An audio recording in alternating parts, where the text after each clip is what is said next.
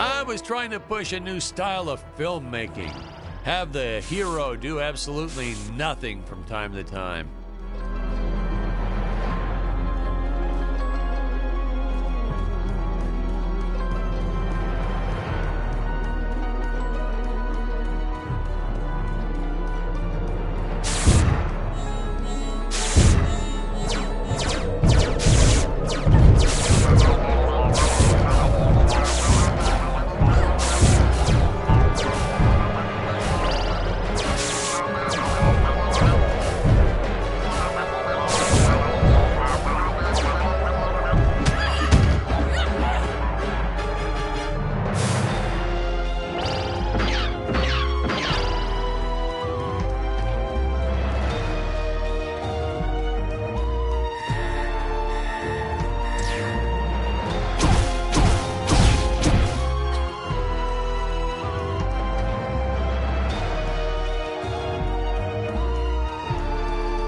Here we see our first glimpse of a technique I used throughout the movie. Want to make a big scary monster look even more menacing? Put it in a dome. Monster doesn't look scary enough already?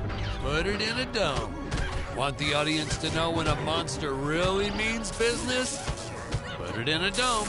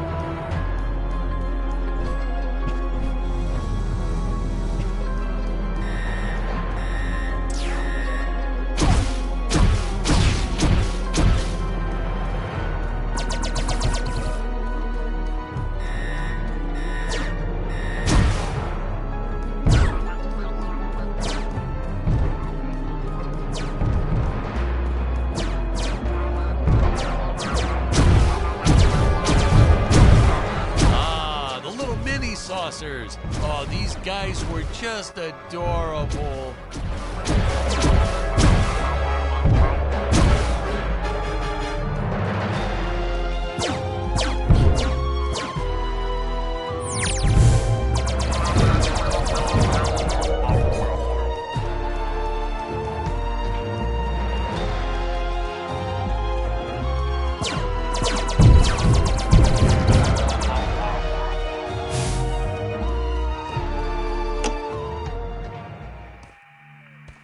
I was a huge fan of the old classic movie, The Flea from 1958. So I created this monster as sort of an homage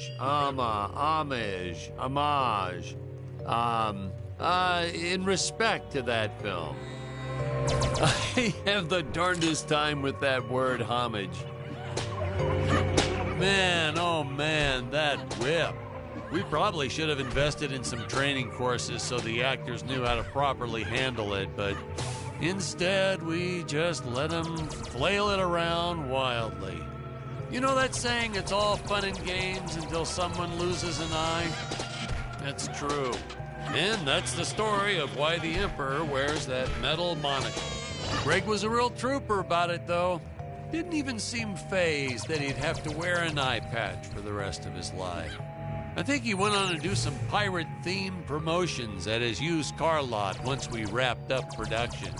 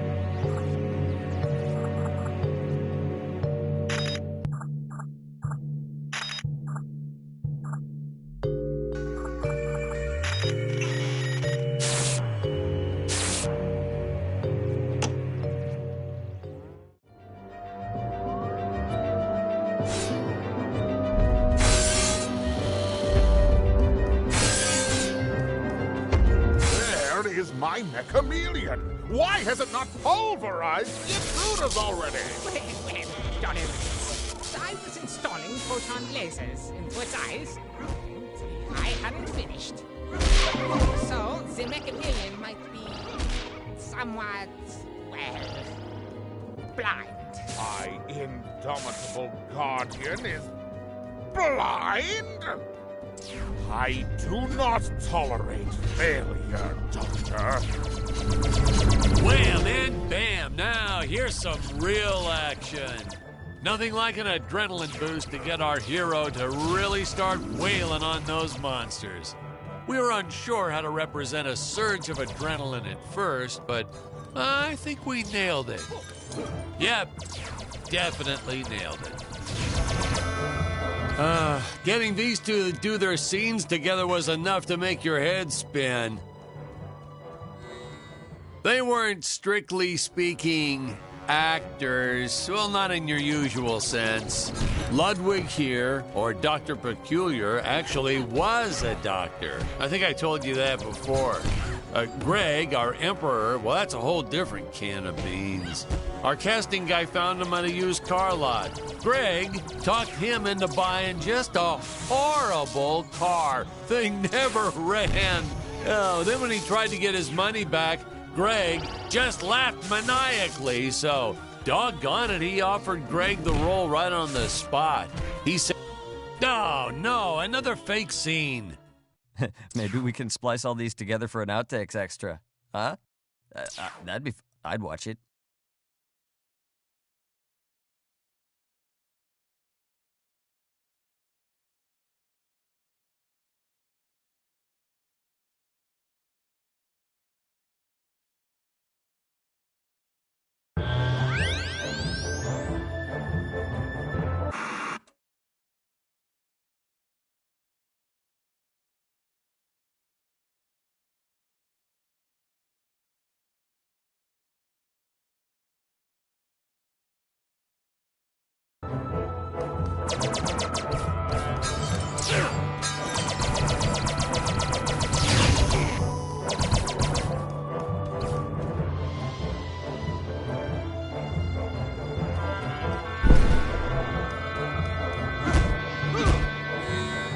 We were running out of extras and clay sculptures, but we needed more monsters. Oh, please, more monsters. So we had this brilliant idea. If you stick a puppy inside an old vacuum cleaner, wham, instant monster. Throwing a string of Christmas lights and it's camera ready in 5 minutes. And that had to be some kind of world record or something. Fun fact, boys and girls, cinematographers don't like it when you use their dog without asking permission first. But hey, to that I say, what goes around comes around. Little Buster here ruins so many shots barking all day long. You don't want me to grab your dog and cover him in Christmas lights? Well, don't bring him to work.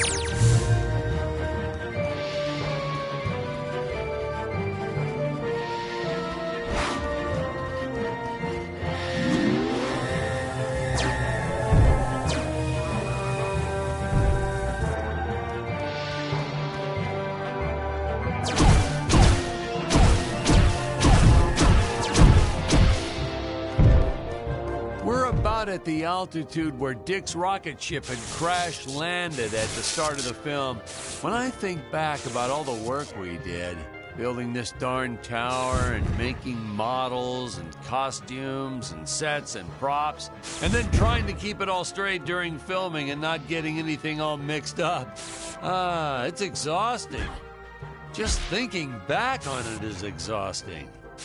I wish I could tell my younger self to just direct romantic comedies. It's the only way you'll get a good night's sleep.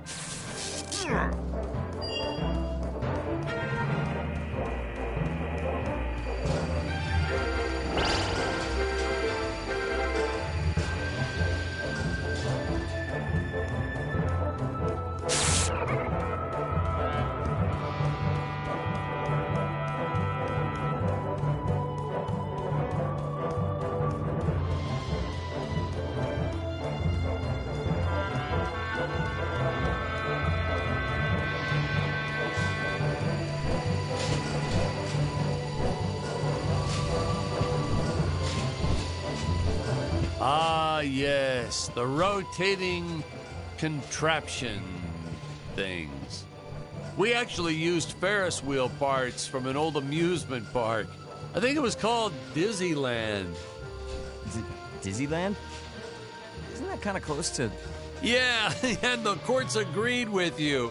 They shut them down before they opened the gates. Well, it's their own fault, I guess.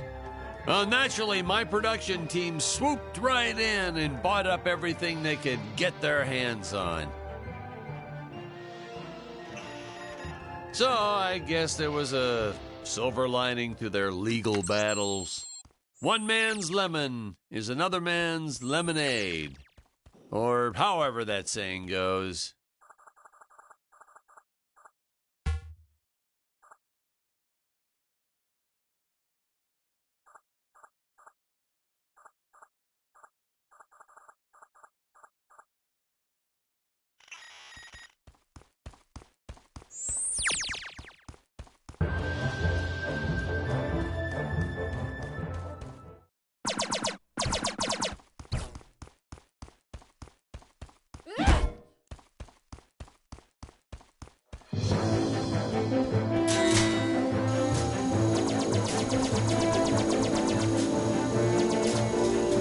Fun fact, the statue of the Emperor is actually as big as it looks on screen.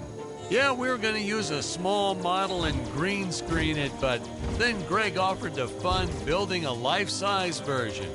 He was planning on setting it up front and center of his used car lot. Apparently, he ran into some issues with zoning laws. Yeah, I told him he should just play dumb and put the thing up anyway, but he wouldn't listen. I guess that's why he's still running that same lot, whereas I've been barred from filming in 12 different states.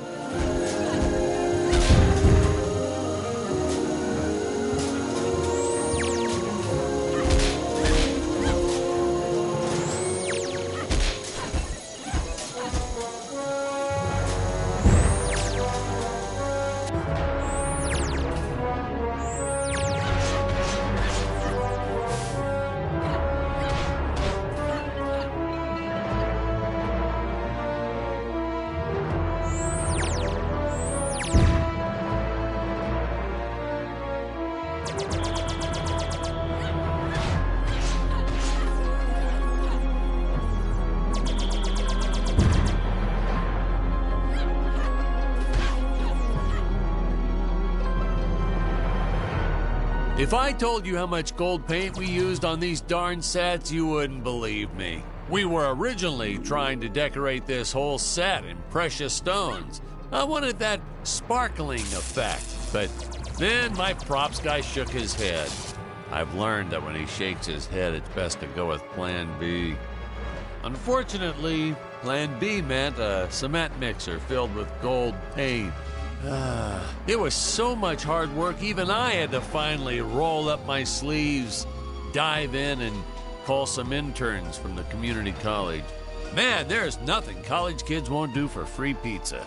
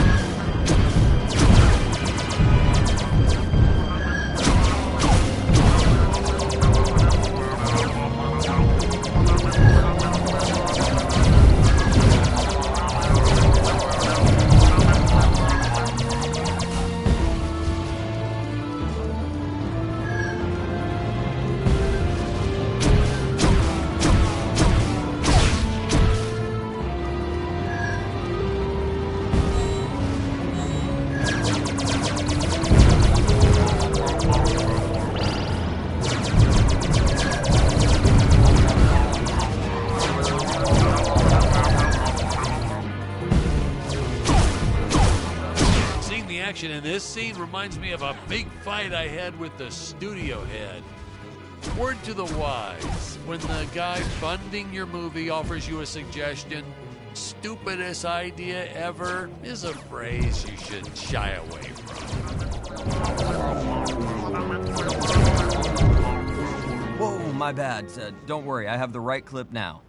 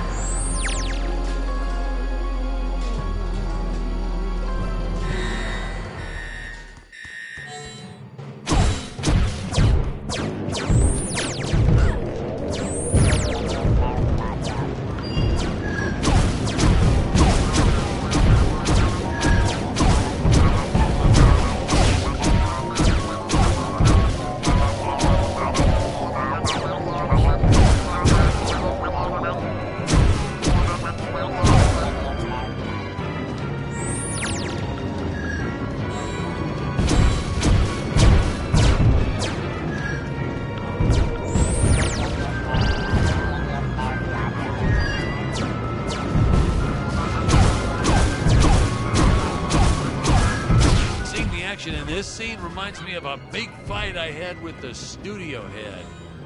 Word to the wise, when the guy funding your movie offers you a suggestion, stupidest idea ever is a phrase you should shy away from.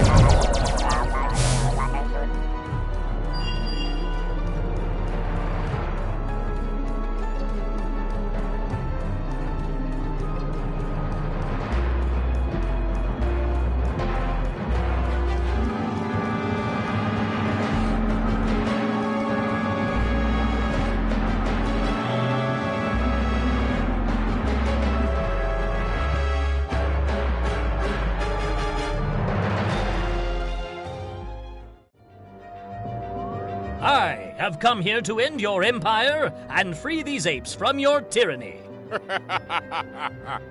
You? Tell me, do you think I need these pitiful creatures to run my empire? Allow me to show you something. As you can see, I do not need those darn dirty apes. It is a kindness that I allow them to survive. I give them work so they believe their life has purpose. All I truly want from them is their gold. Gold? Ha! What gold? Have you not seen the result of Gravoria's planet-wide radiation? When living beings die, their bodies are transmuted into solid gold. The apes are useless. I send my minions to harvest more gold for my empire. You are a cruel, heartless monster. Perhaps. Perhaps.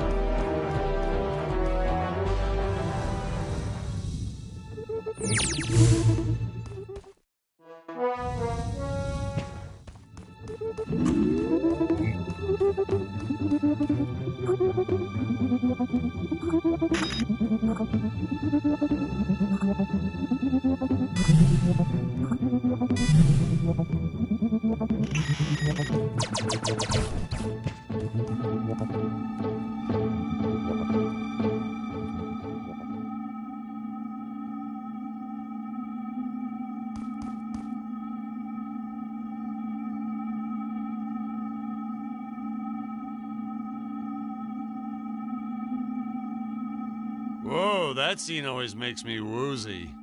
Hey, Patrick, I think we need a break.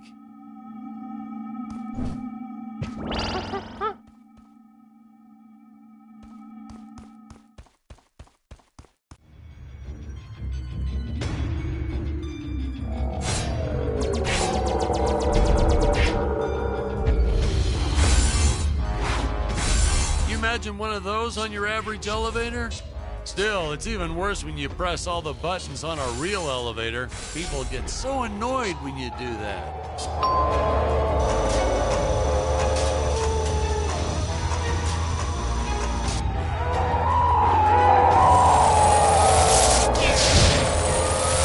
Nowadays, we just click, click, and make all this in 3D with those computers or something. But no computers here. No, heck no. I still don't know how to work one of those damn contraptions.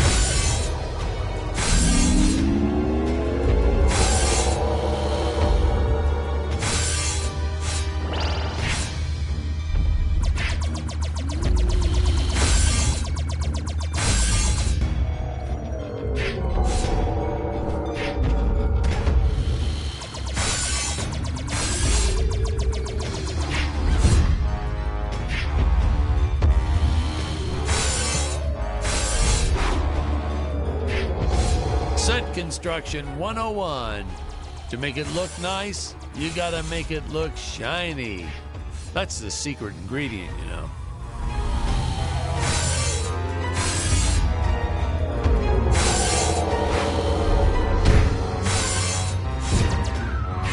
Why did you film so many scenes of your actors dying anyhow?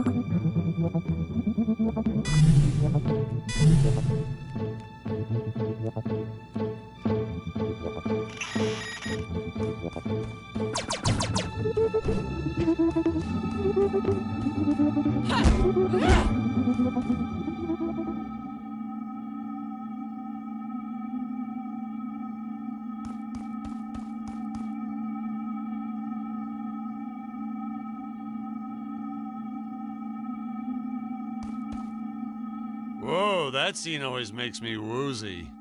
Hey, Patrick, I think we need a break.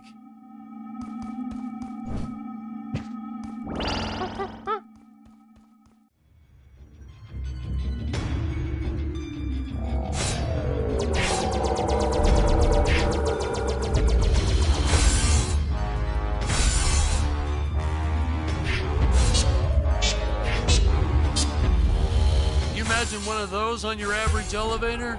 Still, it's even worse when you press all the buttons on a real elevator. People get so annoyed when you do that.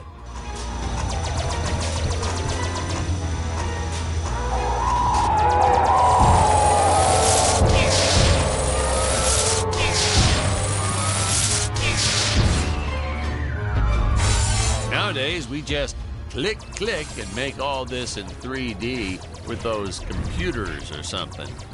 But no computers here. No, heck no. I still don't know how to work one of those damn contraptions.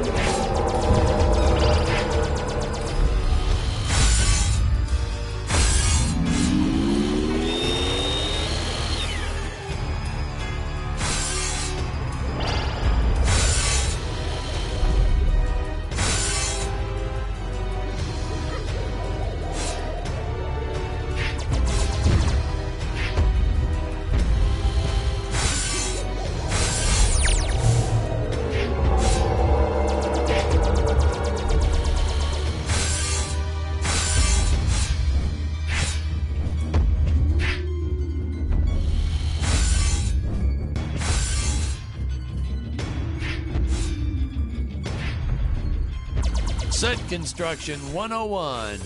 To make it look nice, you gotta make it look shiny. That's the secret ingredient, you know.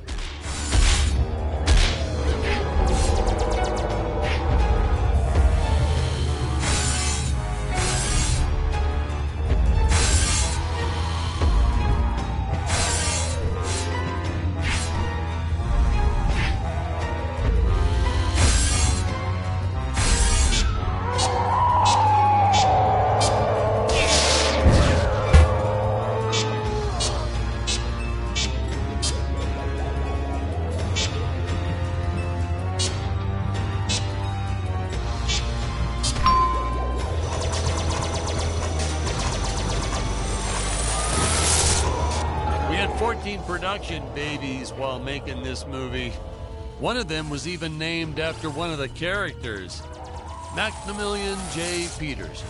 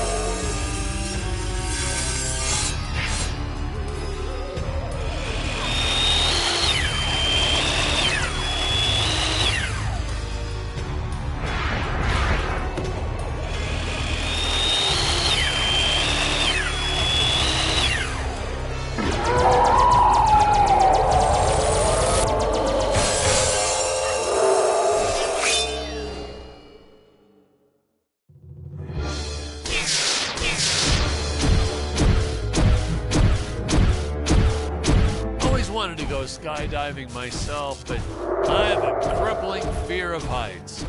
Wow, really? So, was this movie your way of tackling that fear head on? Nah, this movie is what gave me my fear of heights. By the end of it, I was directing scenes with my eyes closed to keep from getting panic attacks. That does kind of make sense.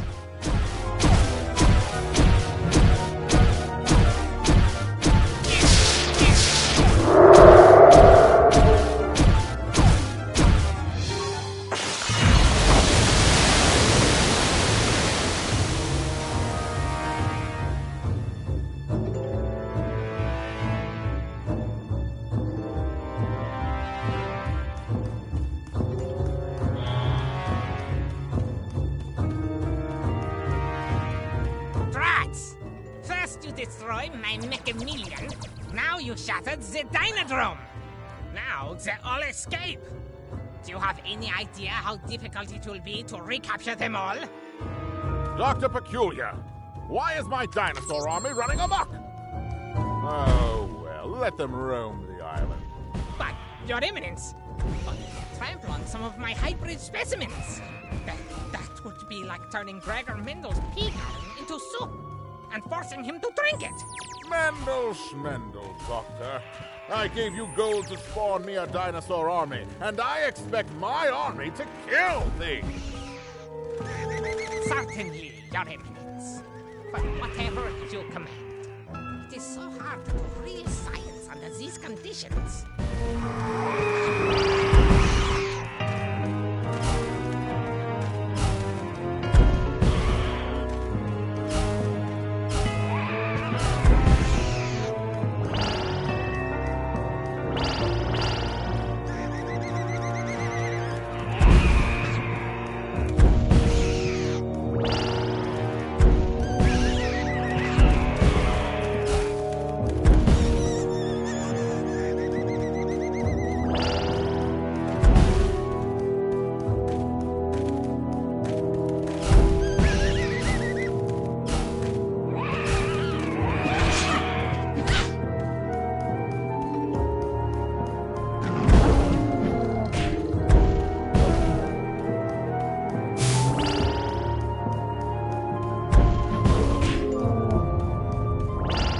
The stop-motion team was so stellar, and they worked for peanuts. They really did. I just couldn't get enough of them. The script called for a lot of dinosaurs here, so I said, hey, let's set the record. I told the team I wanted a minimum of 30. Of course, we found out later we were absolutely nowhere near the world record. But I didn't have the heart to tell them. I made them eat some fake plaques and sent them their way.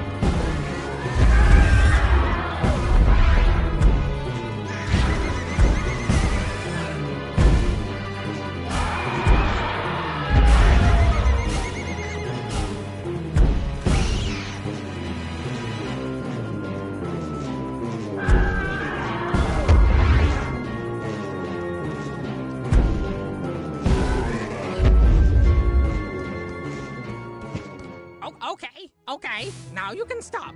No need to go further.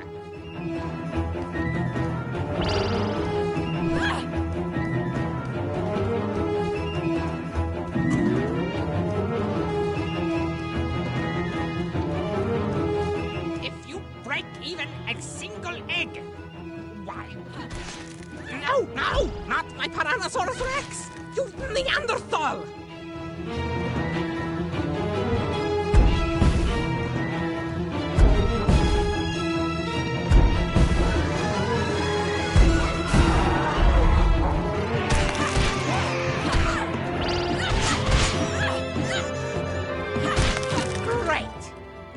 How long it took me to crossbreed killer bees with velociraptors.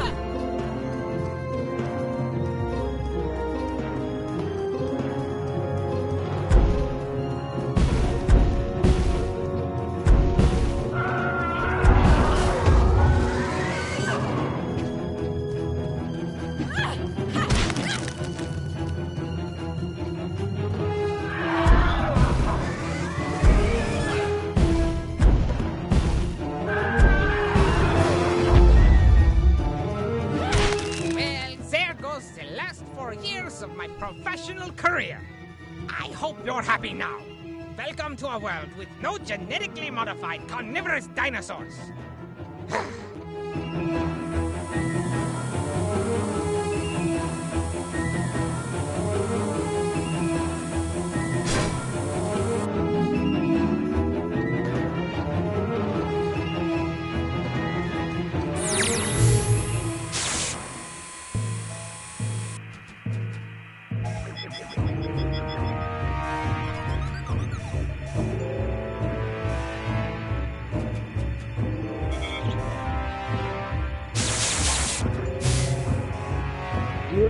Recalling similar lightning switch.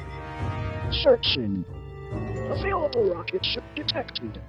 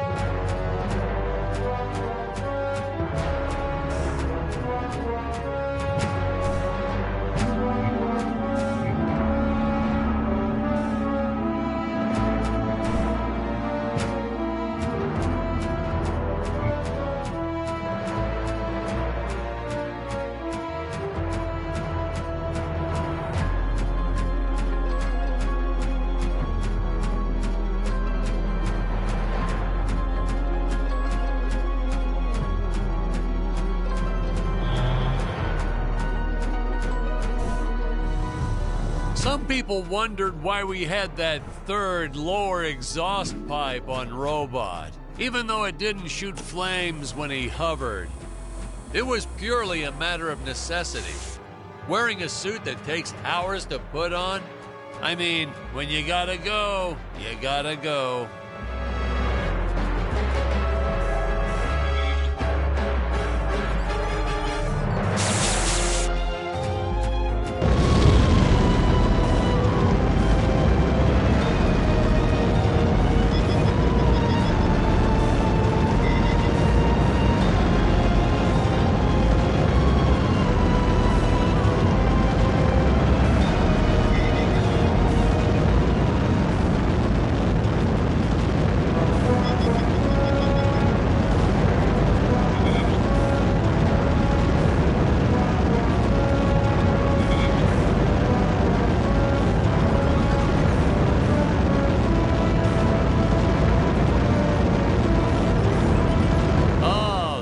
Space station.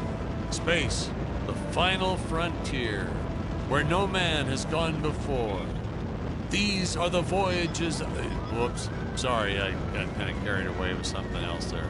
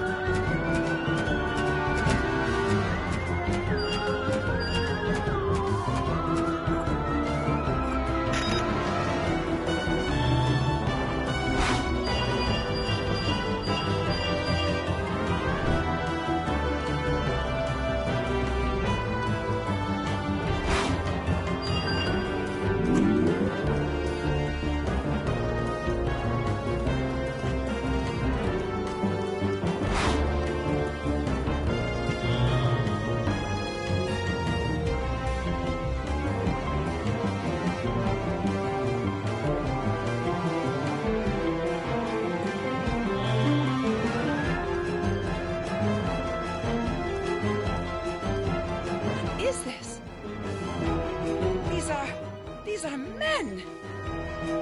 Other than my father and the scientist, I had never seen men on Gravoria before. It's funny because when she says that line, it almost sounds like she's insulting Dick's masculinity. None of us caught it in the filming. But at the premiere, I saw the reaction on Jonathan's face. Whoops.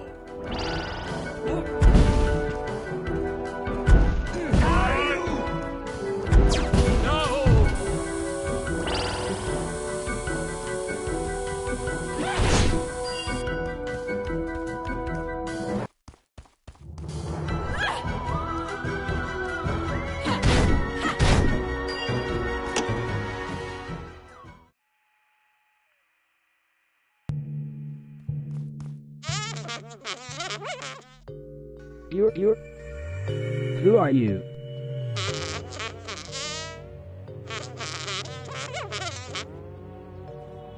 You're... Illogical. You are not an Earthling.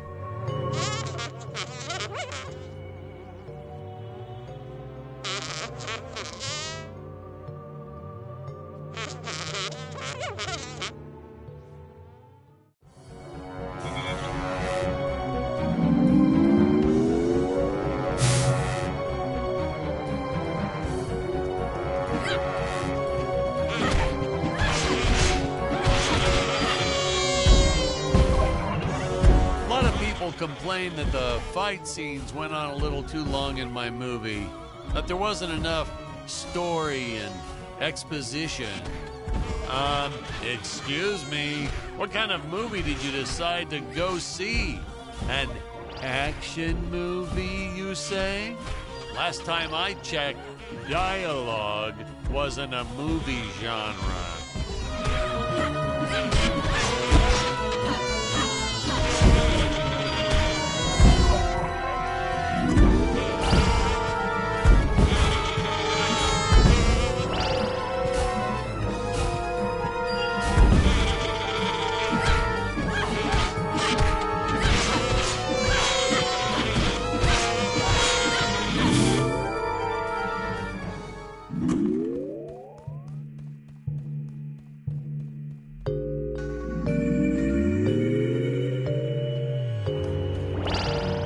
Hey, that frog toy gun always makes me chuckle.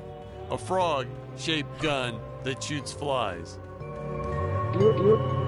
Doctor, from where did those clones originate?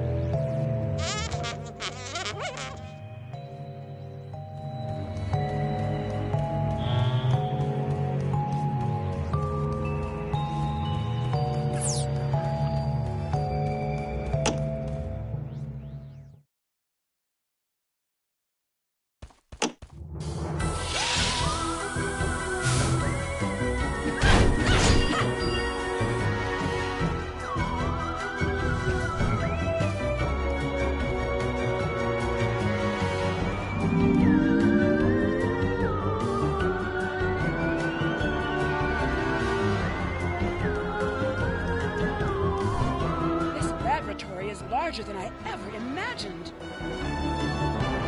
My father never told me about this place.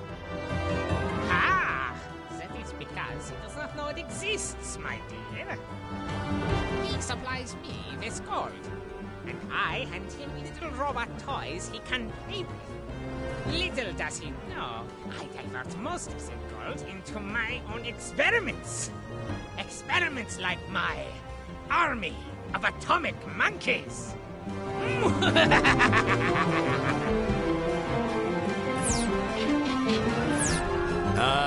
The doctor. After the first few outbursts, I tried firing him. He was heartbroken, devastated. And then the next day, he'd just show back up to work, like nothing happened.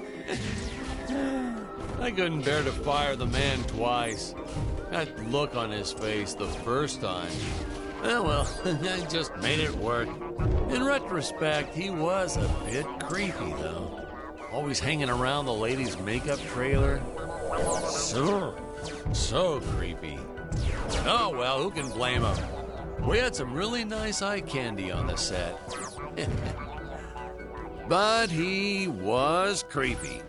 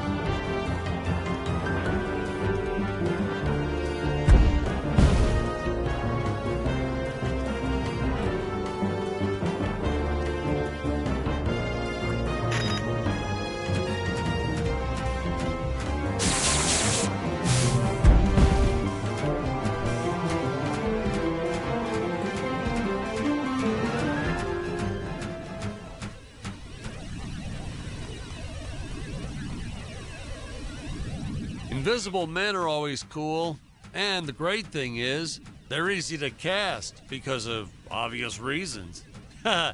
Actually, that's what I wish I was when my ex-wife or IRS come knocking at my door.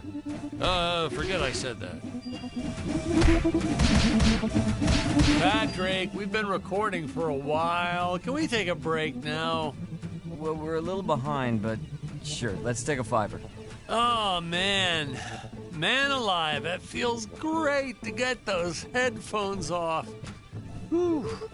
Whew. That's a load off my shoulders, which that's actually a load off my head, which is a load off my shoulder. But anyway, you know, I gotta level with you. Most of the cast, not that great.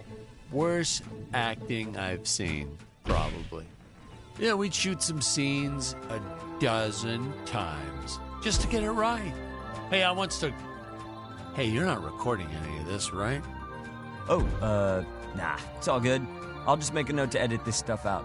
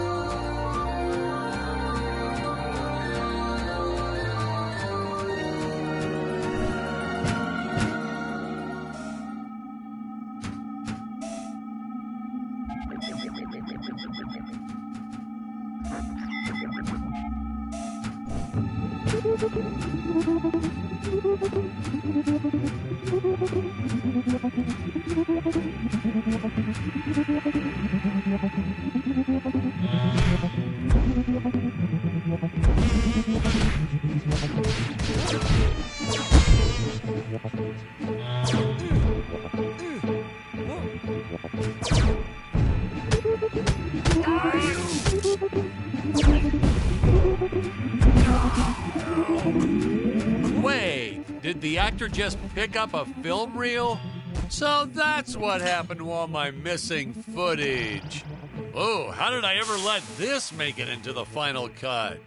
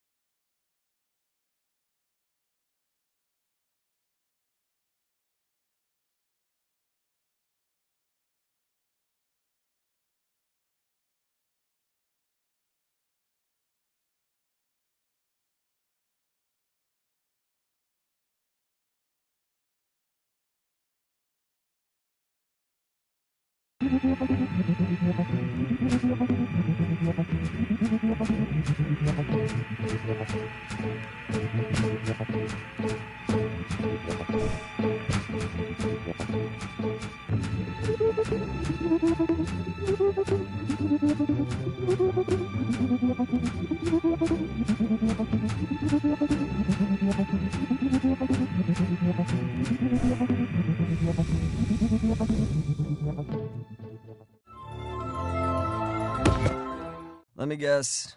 Another of your fake death scenes? Why, no, actually, not exactly.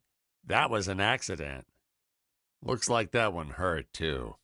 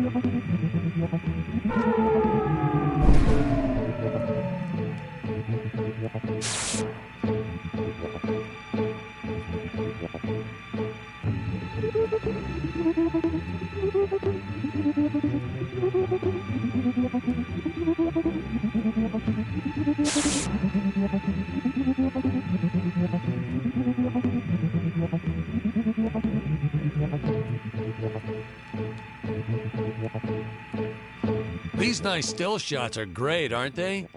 Just hold still, leave the camera way back like that, admire the music and the set pieces.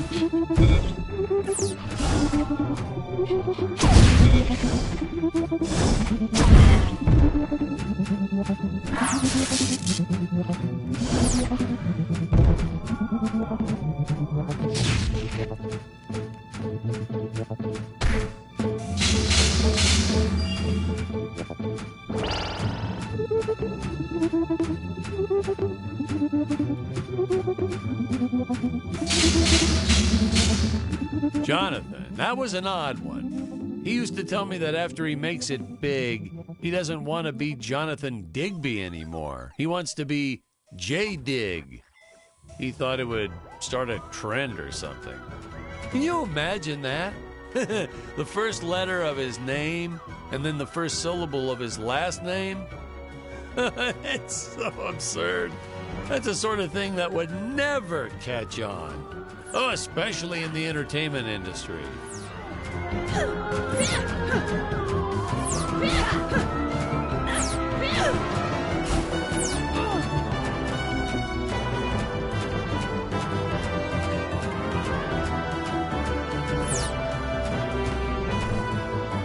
These sleep chambers were pretty much a mystery.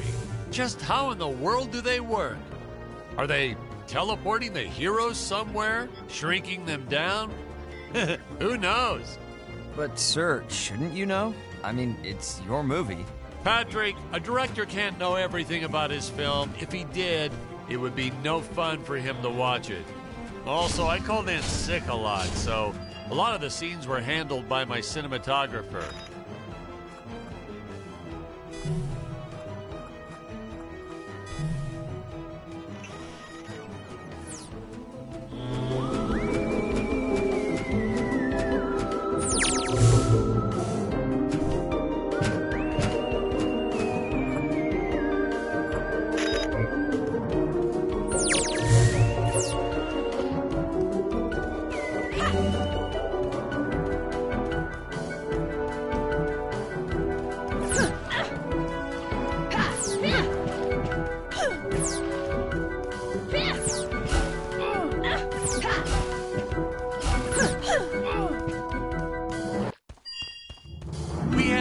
Space cogs strewn across the planet for the heroes to pick up, to explain how they're able to keep improving all their equipment. But how does adding gears to something like a baton or sword suddenly make it better? I mean, how do gears even factor? Hey, Patrick, let me stop you right there. Are you an engineer? Well, technically, I'm an audio engineer. Exactly. Didn't think so. Hey, keep that in mind next time you criticize things outside your realm of experience.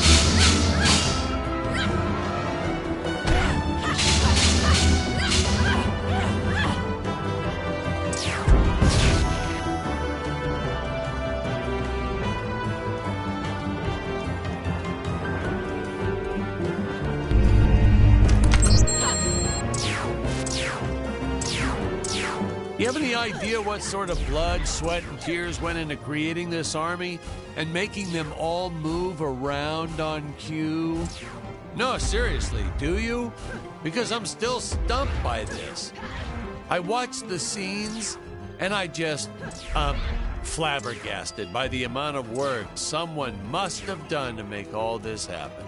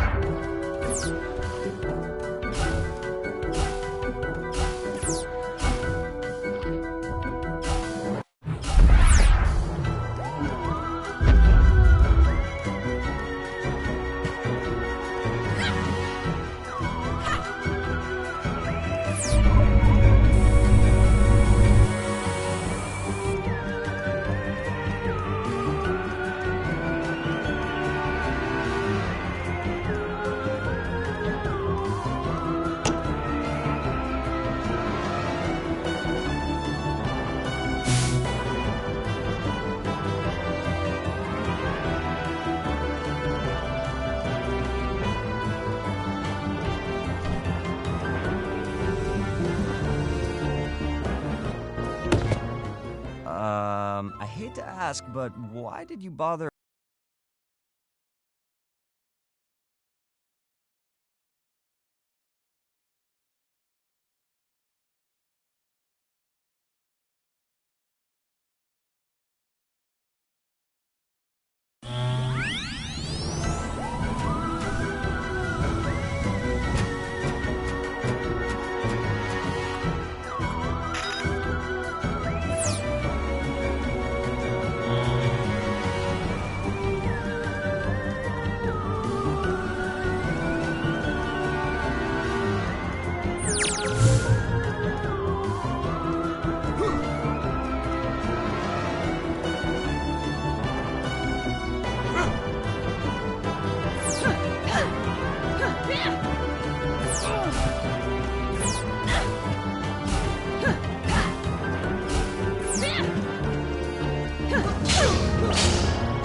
We had these space cogs strewn across the planet for the heroes to pick up, to explain how they're able to keep improving all their equipment.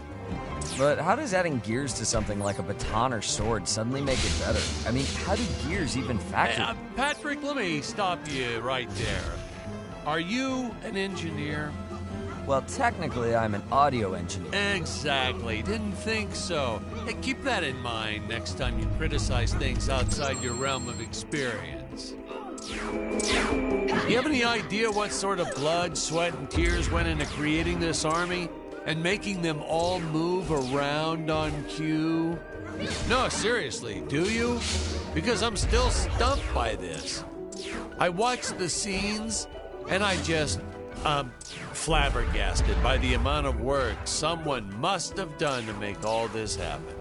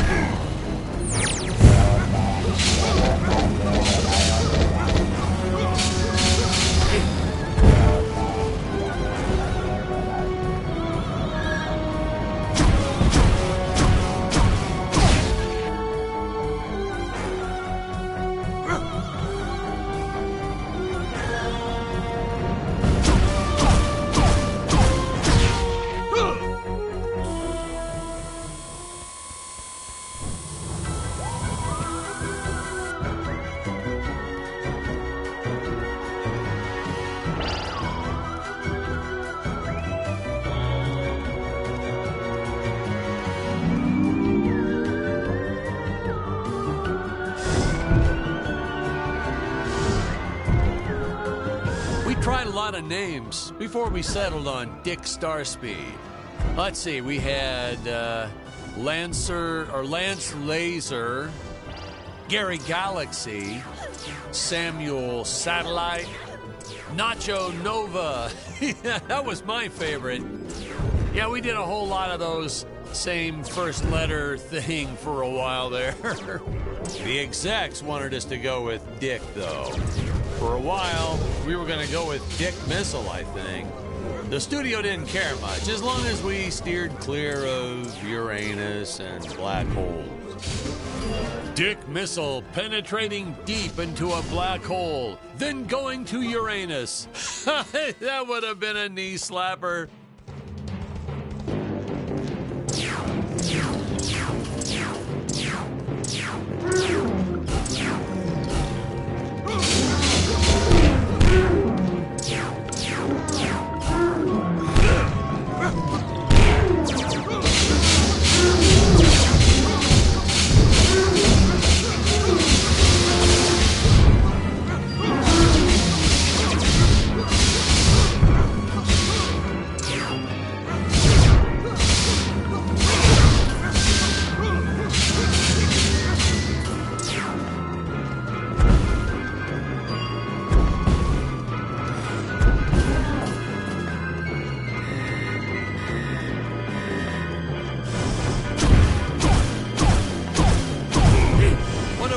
Interns had a blood vessel burst in her eye on our first day of shooting and tried asking for the rest of the day off. You expect us to pay you nothing to do nothing? I told her. But then it gave me the idea for these exploding eyeball monsters, so I let her take a full 15-minute break for lunch that day.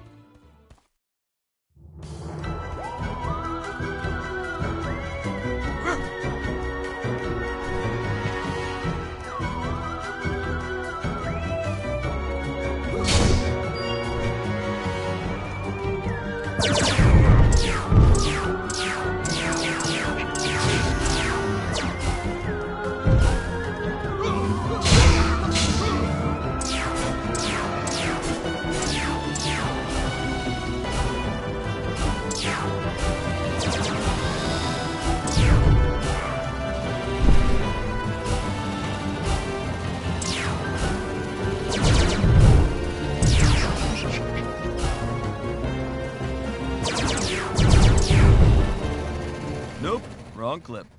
Let's move it along. Nothing to...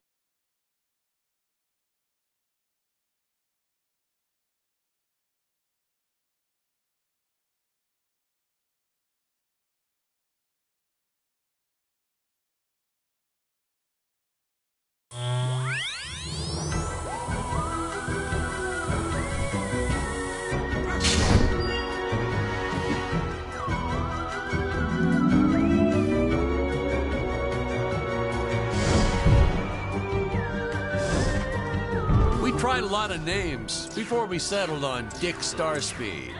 Let's see, we had Lance Laser, Gary Galaxy, Samuel Satellite, Nacho Nova. That was my favorite. Yeah, we did a whole lot of those same first letter thing for a while there. The execs wanted us to go with Dick, though. For a while, we were going to go with Dick Missile, I think. The studio didn't care much, as long as we steered clear of Uranus and black holes. Dick Missile penetrating deep into a black hole, then going to Uranus. That would have been a knee slapper.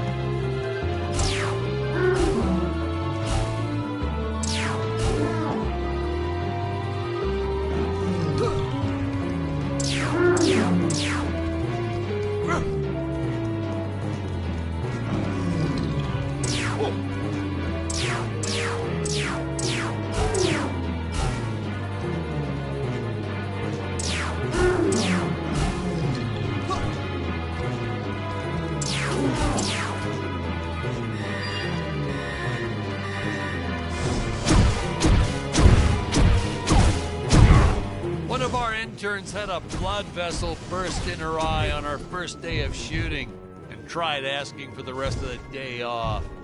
You expect us to pay you nothing to do nothing? I told her.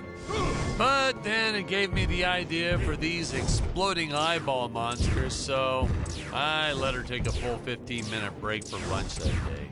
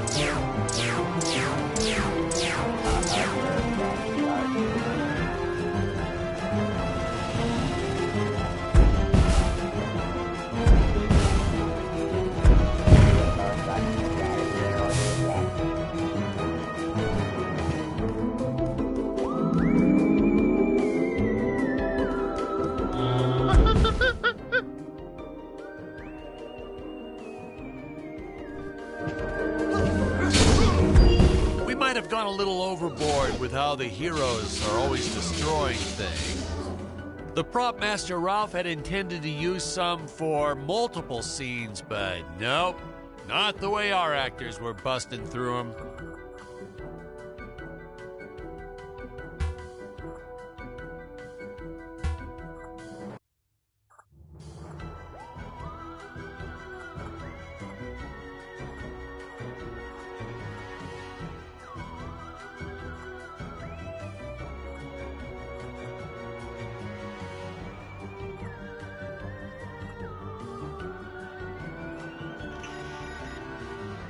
Ralph ended up having to rebuild each of those boxes and statues and pots and all that for practically every last scene.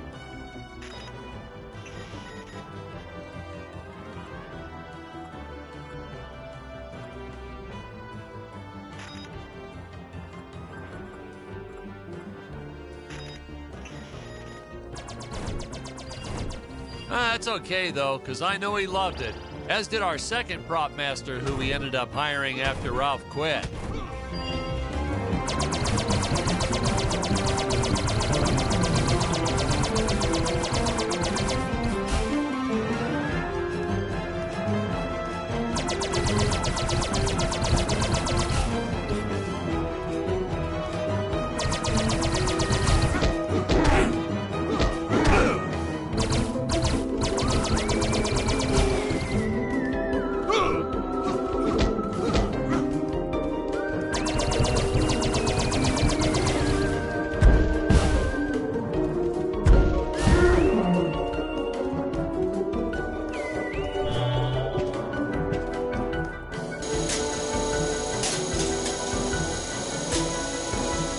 Going through a phase back in the 70s. Always had mood rings on. Several of them. I used to pick a color, and then I'd make the actors just keep doing the scene over and over until my rings turned that color. That's how you know we're achieving the right tone for the scene, you know. It used to drive Stacy bananas. She'd call me names and swear, and I'd just say, huh? I don't need a ring to tell your mood right now. She hated that.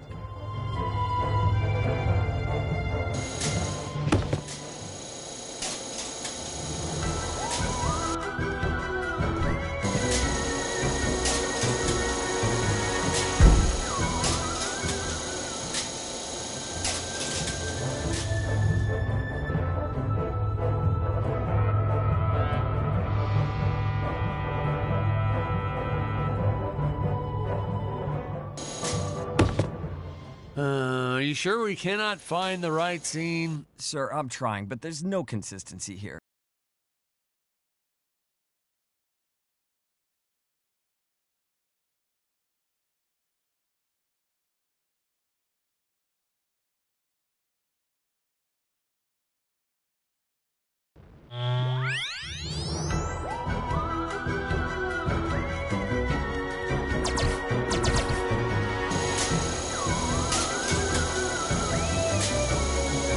I was going through a phase back in the 70s. Always had mood rings on. Several of them. I used to pick a color, and then I'd make the actors just keep doing the scene over and over until my rings turned that color. That's how you know we're achieving the right tone for the scene, you know. It used to drive Stacy bananas. She'd call me names and swear, and I'd just say, huh? I don't need a ring to tell your mood right now. She hated that.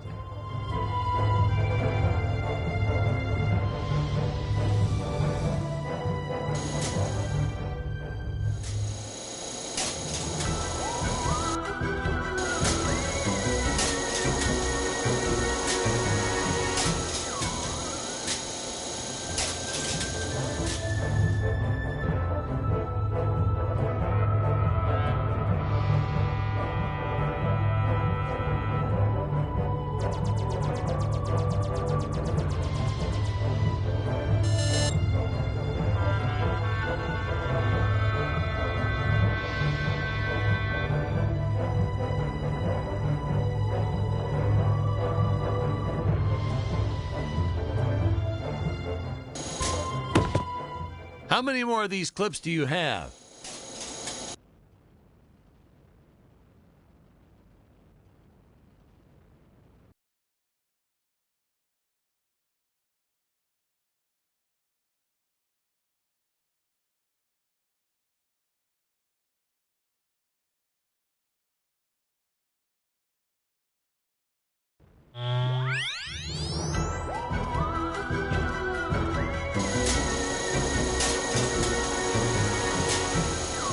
I was going through a phase back in the 70s. Always had mood rings on.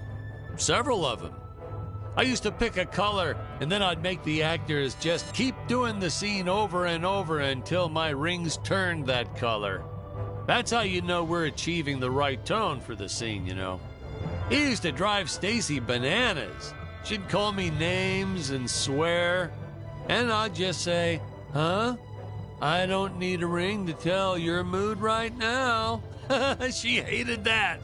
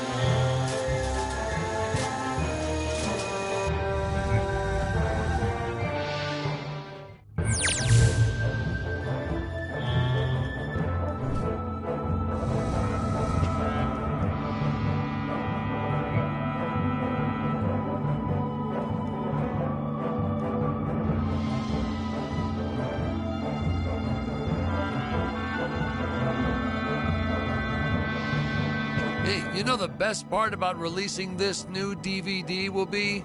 All that sweet, sweet royalty money. Man, I can't wait till that starts rolling in. Of course, the old VHS we put out back in the 80s and the TV syndication pay out royalties too. I'm still waiting on my first payment from all that.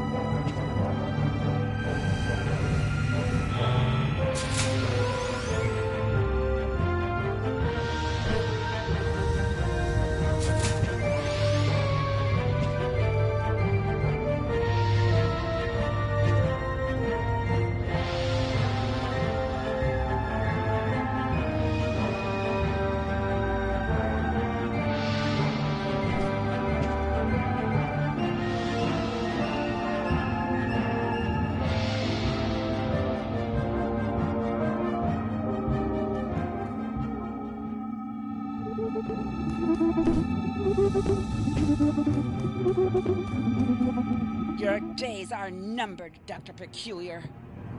There is nowhere to run, and I have transmitted our entire conversation to my father. Indeed she has. You've cheated me, Doctor, and used my gold for your own schemes. Ah, so pedestrian. The moneylenders obstructing the efforts of the scientist.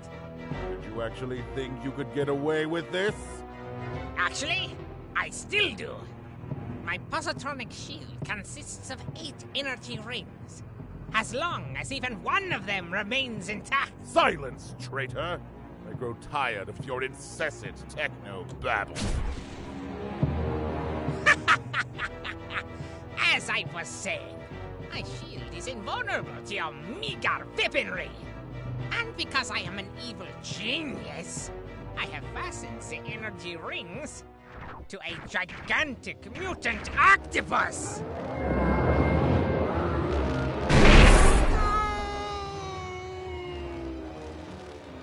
And as for you, my dear...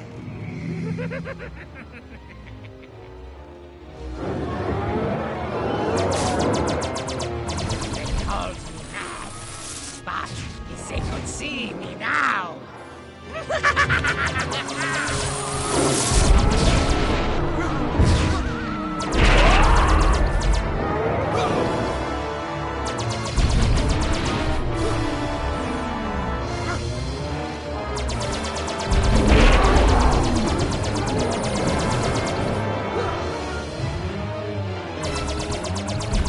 Fights and runs away, lives to fight another day.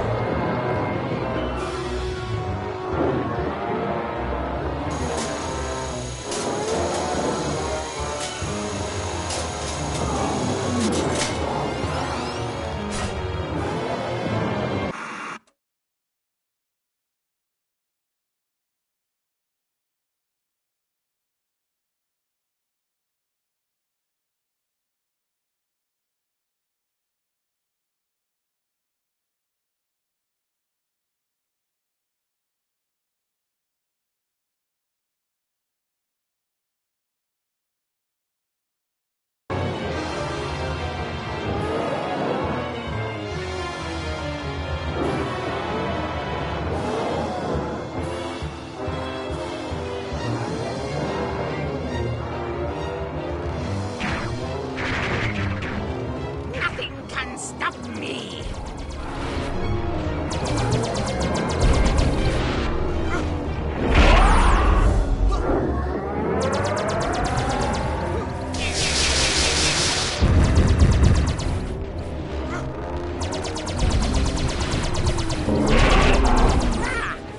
I better wait until those energy rings are charged.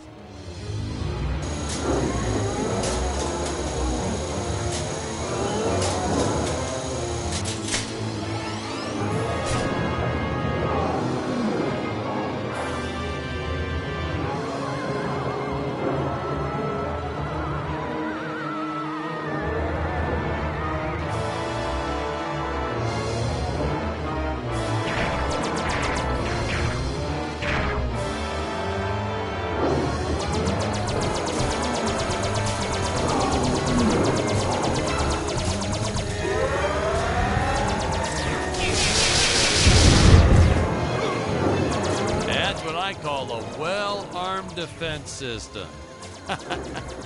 you know, because it's an octopus and it has many arms. All right.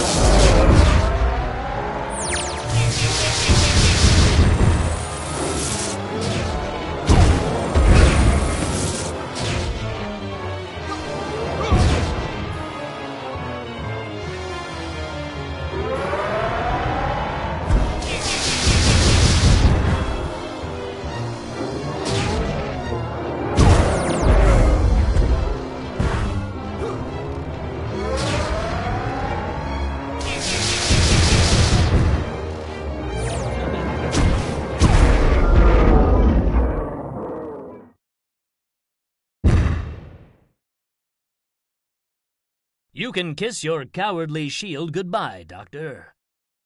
Tut tut. Did you really think I wouldn't have another deadly trap prepared? You're Shred eliminated. That's all, folks. The greedy emperor gets what's coming to him. The scientist learns he shouldn't play God. Spectacular monsters, large-scale pyrotechnics. This is what sci-fi is all about. And about now, we should be seeing the ending title card, the credits, And all the usual fanfare and the music. Hey, let's not forget, hold up. That's not right. Huh? Patrick, what is all this? What is this footage you're showing me? Sir, are you all right? Well, goodness gracious, man, of course not. You got the wrong movie. But sir, Where'd they get this footage? What, did they film it when I was in the restroom? Impossible. I always used to make Carl go with me to discuss our next shot. Part 4? Okay, now. Patrick, something's fishy. Something's real fishy going on here. I'm gonna make some phone calls. This isn't right.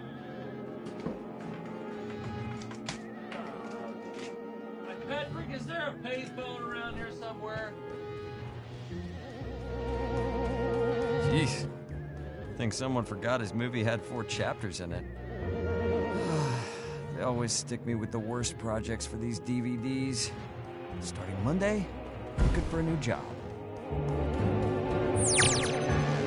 Greetings. We have been watching you. You. Unidentified life form detected. We are the true Gravorians, the original inhabitants of this planet. There are still many perils within this tower. We must take care that no one else is watching us. Did you look at those costumes? Yeah, this is definitely made by the same crew.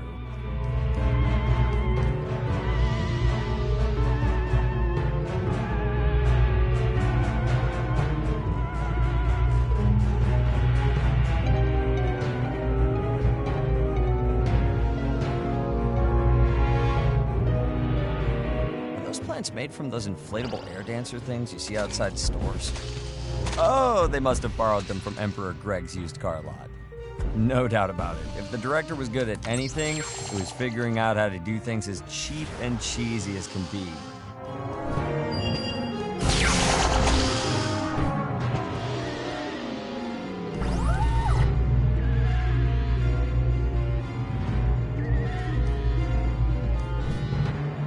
wonder if those are children in those suits. Or did they actually cast a bunch of little people? Casting call, 3-foot-tall actors needed. Must be okay with exploitation and standing around in a poorly ventilated papier-mâché suit all day.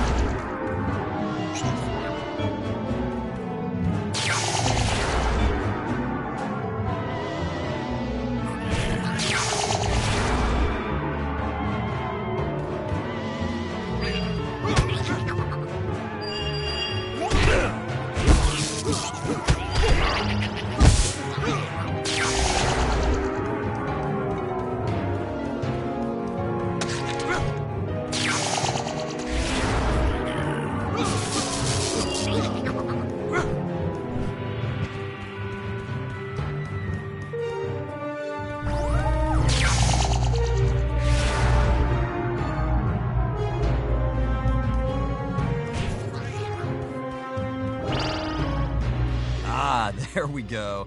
No B-movie is complete without crawling brains. Who comes up with this stuff? The thing about brain creatures is they should be smart, right? I mean, think about it. A brain being smart is like it. These things just crawl towards the hero and get squished. Way to go, brains.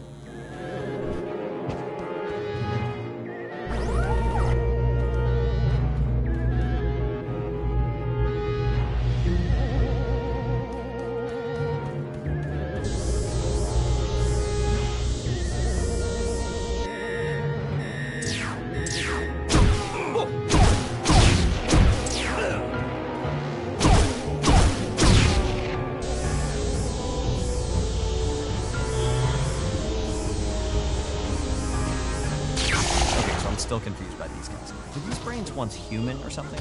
Did they lose their will to live now their bodies are gone? Maybe they're like cow brains. That's why they aren't so smart. Or maybe like a manatee brain.